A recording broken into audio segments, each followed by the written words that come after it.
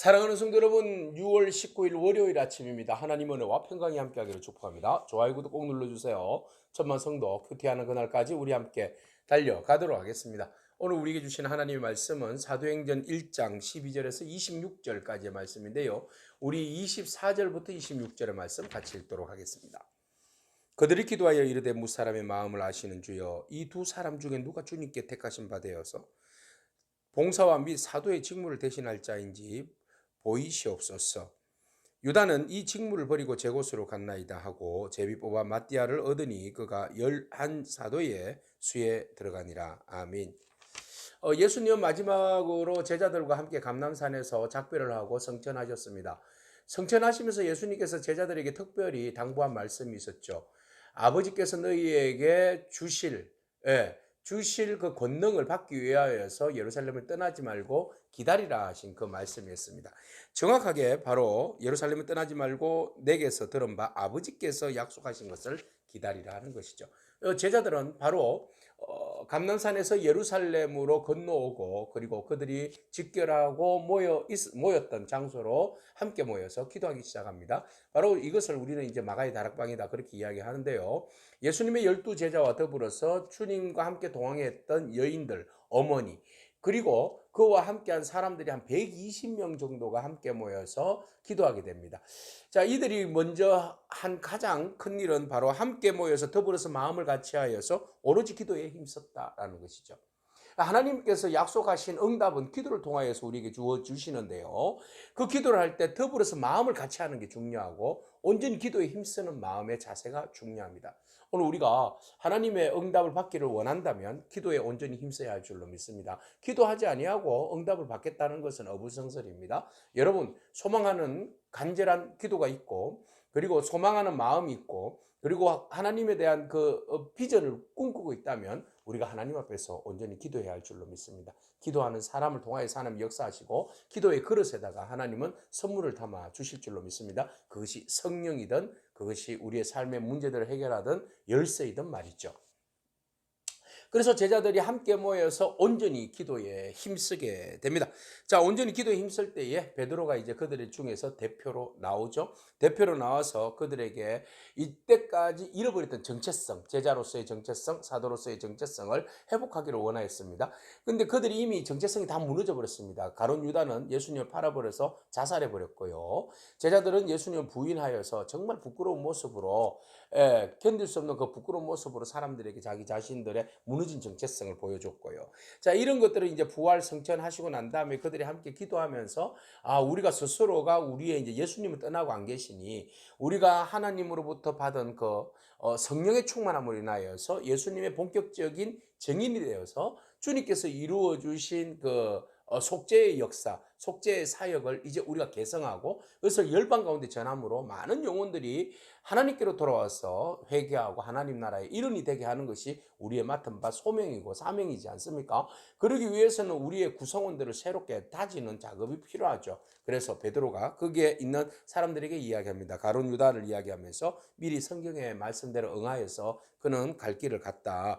그리고 우리가 그 사람은 우리들 안에서 직무를 맡았던 한 사람인데 불의의 싹스로 인하여서 그가 결국은 곤두박질 되어서 배가 터져서 죽었다. 이런 이제 결론을 내리고 있습니다. 그러니까 가룟 유다의 죽음에 대한 원인을 이야기하는 거죠. 이 죽음은 바로 그의 욕심으로 인하여서 자살해서 죽은 것이다. 배가 터져서 죽었다라고 이야기하면서 그것도 우리 일원 중에 한 사람이었다. 참 마음이 아프다라는 것입니다.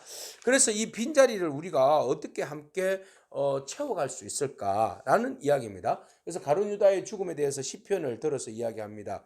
그의 거처를 황폐하게 하시며 그에 거하는 자가 없게 하소서 하였고 또 일러스되 그의 직분을 타인이 취하게 하소서 이렇게 되어 있습니다.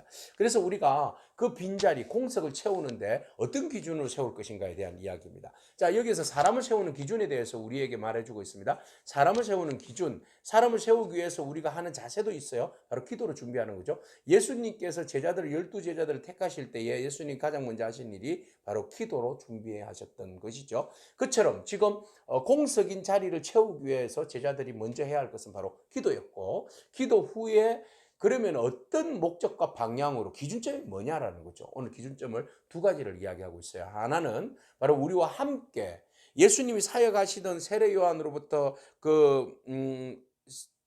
사역이 이제 시작되었는데 그때부터 주님께서 이 성천하신 날까지 항상 우리와 함께 출입을 하면서 우리와 함께 다니던 사람, 네, 항상 동행했던 사람이죠. 그 사람 중에 한 사람을 후보로 뽑자라는 겁니다. 뿐만 아니라 우리의 목적이 뭡니까? 주님의 부활을 증언하는 겁니다. 두나미스, 그죠? 정인입니다. 정인자가 필요한 거죠. 권능을 가지고 우리가 그것을 증언하는 사람이 필요합니다. 그래서 이 주님께서 주시는 권능을 가지고 우리가 정인자가 되어야 되는데 이 정인이 되기 위해서는 부활을 목격하거나 듣고 우리와 함께한 사람이죠. 그래서 그 부활의 정인이 될 사람, 이 사람을 뽑자라는 거죠. 그래서 우리와 함께 동행하면서 결이 같은 사람이죠. 성령의 결이 같은 사람입니다. 그리고 우리의 목적이 자기 이름을 드러내는 것이 아니라 예수 부활의 정인자를 우리가 선택을 하자라는 것이었습니다. 자, 우리가 목적에 있어서 어떤 일들을 함에 있어서 분명한 목적과 방향을 잡는 거 중요합니다. 특별히 주의 일들에 있어서 뭐 어떤 그 자질론을 이야기할 때 이 사람이 얼마나 실력이 있는가, 재력이 있는가, 뭐 어떻게 잘생겼는가, 뭐 이런 기준점이 아니라는 거예요. 그죠? 그래서 세상 기준은 뭐 재력도 있고 인기도 있고 학벌도 있고 이런 사람이 있죠. 리더십도 있고. 근데 가장 중요한 것은 뭐겠습니까? 네, 오직 주님과 함께 동행하는 사람이에요. 주님 말씀에 순종하고 주님 말씀과 더불어서 주님과 함께 동고동락하면서 너는 자는 주님 배신하지 아니하고 떠나지 아니하고 주님과 동행하는 사람. 그리고 부활의 증인. 이것이 진짜 우리가 주의 일들에 있어서 필요한 부분입니다. 오늘 여러분들 어떤 사람들을 선택하시겠습니까? 예, 주님과 동행하는 사람. 또 주의 부활의 증인. 그 사람이면 되는 거 아니겠습니까? 네, 오늘 이 열정들을 우리가 회복하고 나는 어떤 면에서 어떤 마음으로 주님의 제자가 되었는가, 주의 일들을 하는 목사가 되었는가, 전도사가 되었는가, 또 직분자가 되었는가, 권사가 장로가 되었는가, 목적이 무엇입니까, 여러분? 우리가 잊지 말아야 할 것 오늘 우리에게 소개하고 있어요. 기도로 준비하고 기도로 나아가자. 그리고 주님 앞에 너는 자는 동행하는 사람으로서 주님의 정인이 되자, 부활의 정인이 되자. 이런 거 아니겠습니까? 자, 그렇게 해서 두 사람이 이제 후보로 올라와서 뽑히게 되었는데 바로 바사바라고도 하고 유스도라는 별명을 가지고 있는 요셉입니다. 그러니까 요셉과 마띠아가 이제 마지막 후보로 올라왔는데 이 후보가 올라왔을 때 인기 투표하지 않았죠. 너른제나 제자 공동체가 초대교회가 중요한 결정 사항은 바로 기도입니다. 기도를 하는 거예요. 그러니까 우리가 아무리 바빠도 바빠서 기도해야 돼. 기도할 시간이 없어요가 아니라 바빠서 기도해야 됩니다. 바쁠수록 우리가 기도해야 됩니다. 그래서 기도합니다. 24절 그들이 기도하여 이르되 무사람의 마음을 아시는 주의 이 두 사람 중에 누가 주님께 택하심 받아서 봉사와 사도의 직무를 대신할 사람입니까? 보이시옵소서 하고 그 직무를 대신할 사람이 누구입니까? 하고 기도하고 제비 뽑았는데 마띠아가 되었다는 겁니다. 기도하고 선출하였으니 그 사람은 하나님께서 허락하여 주신 사람이라고 우리가 인정하고 믿어야 됩니다. 그리고 그 사람에게 일할 수 있는 기회를 주고 일할 수 있도록 기도해 주고 함께 협조해 줘야 됩니다. 실컷 기도하고 선출되는데 아니야 이렇게 이야기하면 내 판단과 내 생각이 들어가는 겁니다, 여러분.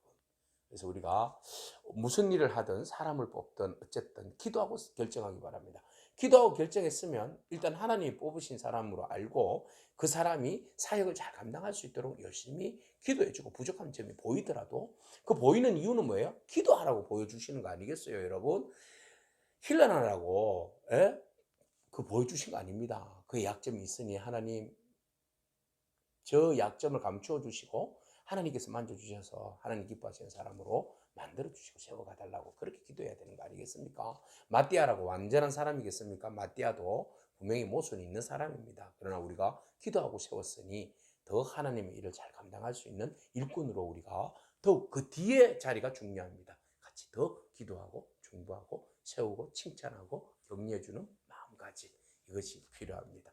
자, 이제 결론적으로 우리가 정리합니다. 제자들이 와서 가장 먼저 한 것은 기도입니다. 기도할 때에 어떤 마음으로 기도했습니까? 바로 온 힘을 다해서 마음을 더불어서 마음을 같이하여 오로지 기도에 힘썼다. 그래서 오직 우리가 모든 일에 기도하고 결정하였으면 그것을 잘 따를 수 있는 그런 저와 여러분이기를 축복합니다. 주님과 동행하십시오. 주님의 부활의 증인이 되십시오. 기도하겠습니다. 주님 감사합니다. 우리가 연약할지라도 주님 우리를 사랑하여 주시고 우리를 하여금 기도하게 하시고 기도를 통하여서 하나님의 놀라운 권능과 또 하나님의 놀라운 은혜들을 우리의 가운데 채워주심을 감사합니다.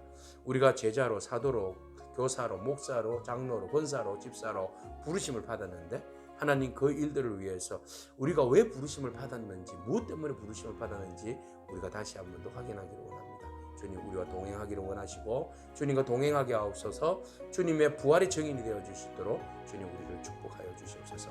사람을 뽑습니다. 기도하고 뽑게 하시고 뽑았으면 우리가 한번 그 사람에 대해서 신뢰하고 밀어주고 칭찬하고 격려해 줄 수 있는 그런 믿음의 후견자가 될 수 있도록 우리 모두를 축복하여 주옵소서.